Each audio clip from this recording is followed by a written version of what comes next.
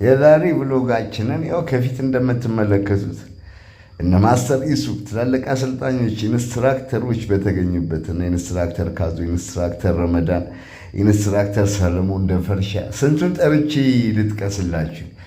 የኢትዮጵያ ቦክሲንግ ፕሬዚዳንት አቶ አብዱስ፣ እንዲሁም ኢንስትራክተር ሲራጅ ሙሉጌታ፣ ኢንስትራክተር ዳኒ አብዛኞቹ በተገኙበት የዛሬው ትሬኒንጋችንን በወዳጅነት ፓርክ ያዝበለው ብለን ነበረ። ይኸው ሰለሞን ደፈርሻን ኢንስትራክተር እንደምታዩት ኮች እዚህ ጋር ያዝበለው እያላቸው ነው እንዳለ ተማሪዎቻችንም ማለት ነው።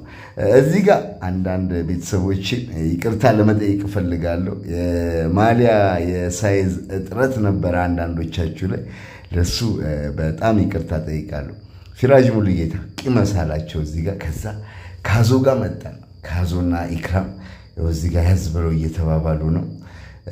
ካዞ ዘማስኮቭ ዘሮ የሚለውን ፊልም የሚሰራ ይመስላል እንደምታዩት። ምርጥያንስ በጣም የሚገርም ጊዜ ነበር ያሳለፍነው። ልጆቹ ፍላጎታቸው ሜንሊ ደግሞ የኔ የሞሞ ቦክሲንግ ልጆች በዚህ ትሬኒንግ ላይ ታድመው ነበር፣ ከገላን ድረስ መጥተው ማለት ነው። ሌላም የኔ አድናቂዎች ተገኝተው ነበር፣ ማሊያቸውን ገዝተው አብረውን ምርጥ ጊዜ አሳልፈው ነበር።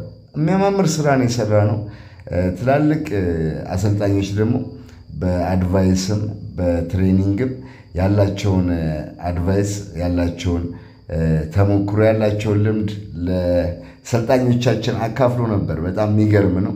እዚህ ጋር ወንድሜ ይኸው ልብሱ ስላልበቃ አንተንም ይቅርታ እጠይቃለሁ። ዱላ ትጠላላችሁ። የሚያማምር ስራ ነው የሰራ ነው ቤተሰቦች።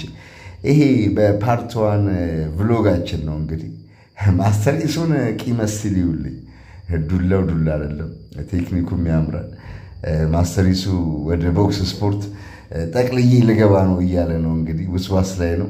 ምን ትላላችሁ? ይሁንና እንግዲህ ያላችሁን ሀሳብ ኮሜንት ላይ ያስፈሩልኝ። ለመጣችሁ ጠቅላላ ታላቅ ምስጋናዬን አቀርባለሁ። እዚህ ጋር ጀማው ተሰብስበው የሚለውን ነገር እስኪ ያዝ በለው እንበል።